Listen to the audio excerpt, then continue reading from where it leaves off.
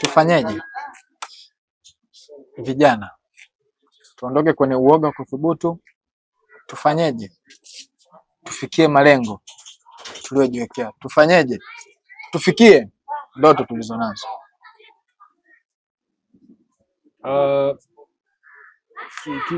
Kitu cha kwanza ambacho mimi nakiona ni very important, kwanza kabisa foundation. Mpaka unafikia stage ya kuitwa kijana, ina maana kuna watu walikutengeneza. Nimeongea ndugu yangu hapa Bakari Beka kwamba kuna msingi ambao ulijengwa ili tunakuja sasa wewe tunakuona ni kijana. Kwa mizizi iliyopandikizwa kwenye jamii ambayo imekukuza ambako kafika hapo tukakuta kijana ambaye tunakutegemea sasa kama taifa uweze kutengeneza ajira kwa vijana wengine, au wewe ndio iwe source ya mafanikio kufikia level fulani. Sawa?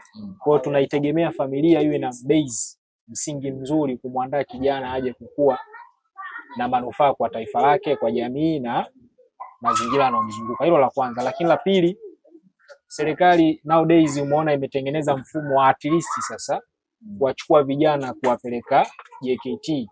Ile inawatengenezea uzalendo, sawa, kwa namna gani bora ya kuweza kulitumikia taifa lao na kuwa na wasubutu katika mambo tofauti tofauti. Kwanza inaondoa uoga, sawa, lakini pia inawapa macho kuona vitu tofauti tofauti vinavyozunguka. Ni aibu sana kwa taifa kama la Tanzania, kijana kutoka Kenya anakuja anaiona fursa anaifanya. Kwa mfano, nakupa mfano ambao uko hai, maeneo ya Arusha, mashamba mengi ya vitunguu, sawa. Yale mashamba ya vitunguu mengi ukiangalia pale wanaolima sio wazao, sio wa Tanzania. Sibagui, lakini kimsingi ni kwamba ardhi ni ya kwetu, sio? Lakini wanaolima pale vitunguu ni wa Kenya, wanalima vitunguu alafu wanapeleka kwenye nchi yao. Kwa hiyo tunahitaji kutengeneza kizazi cha vijana ambao sio waoga, lakini fursa inavyoonekana tu wanaweza kuinusa na kuikimbia. Mfano ambao uko hai, sasa hivi tuna gesi na mafuta. Nikuulize ndugu mtangazaji, ni vijana wangapi ambao tayari kwenye sekta ya mafuta sasa hivi ikitokea wanatakiwa vijana, ni vijana wangapi wa Tanzania wako tayari kuingia sokoni kuajirika katika sekta ya gesi na mafuta? Jibu jepesi ni kwamba hakuna.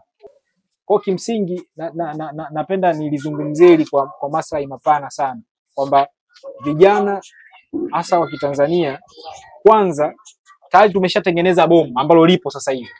Sawa? Ili ambalo lipo inatakiwa tupeane elimu sisi wenyewe. Kama hivi tunavyotoa vipindi na nini vinavyoenda, vijana wanaposikiliza wanaona kwamba okay, kumbe kuna sehemu fulani kumetoboka na maji yanapita. Kwa hiyo inatakiwa tuzibe ili tuende mbele. Mimi nina vitu viwili au vitatu ambavyo naweza nikaviongezea. Kitu cha kwanza, vijana inatakiwa kwanza tuwe tuna matamasha yetu, au tuwe tuna vipindi vyetu, au tuna sehemu tunakutana kwa ajili ya kupeana mawazo ambayo yako hai. Sawa? Kuna kijana leo hii unakuta yupo tu yani. Sawa, akiamka asubuhi, sawa, anaenda kwenye kijiwe cha kahawa labda cha Simba au Yanga, anakunywa kahawa kuanzia saa 12 mpaka saa 12 ya jioni. Sawa, akirudi yeye atamsema Mama Samia, sawa, CCM haifanyi hivi na hii, lakini wewe sasa tangu asubuhi ulipoamka, leo hata mfagio umeshika ukafagia. Kwa hiyo ndugu mtangazaji, nafikiri kwa maana moja au nyingine tunatakiwa tubadilike. Tunatakiwa tuwaze zaidi. Inatakiwa kile ambacho tunakiona kiko mbele yetu, hata kama ukijui, ni bora ukifanye. Wakati unaendelea kufanya unakosea, watu wanakufundisha kwamba bwana hicho unachokifanya akifanywa hivi kinafanywa hivi.